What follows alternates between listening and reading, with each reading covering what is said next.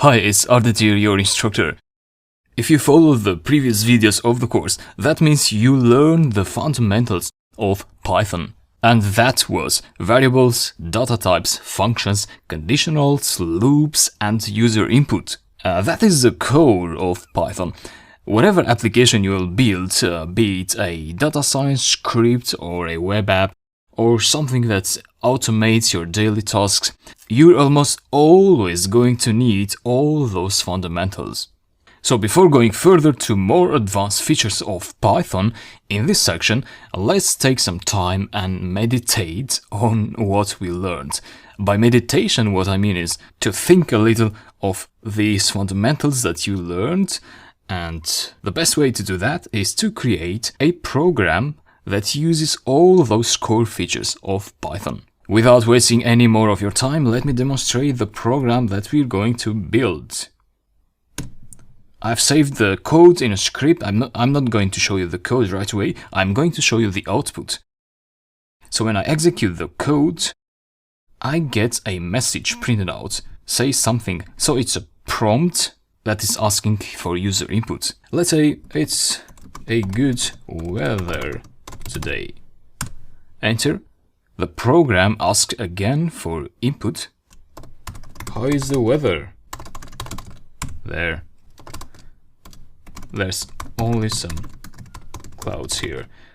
Enter, and now if you want to end this program, you want to press \end. Press enter, and this is the output. So what this program is it asks you for input. You enter the input again and again, and as soon as you enter end with a \end, the program will terminate.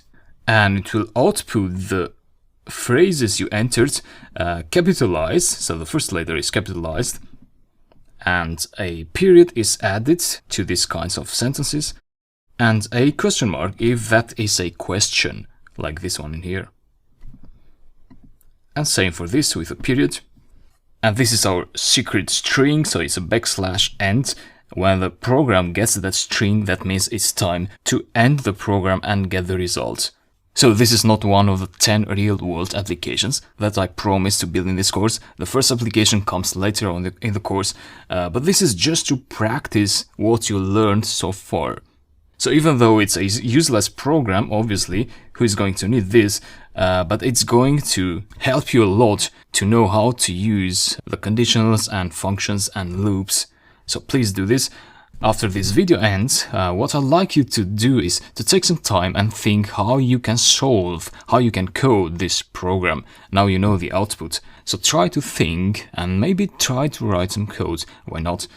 I don't expect you to solve this actually, but still, if you put yourself into problem-solving mode, and then when you see my solution in the following videos, because I'm going to take you through the code step by step, how to build this, and then you're going to have an aha moment.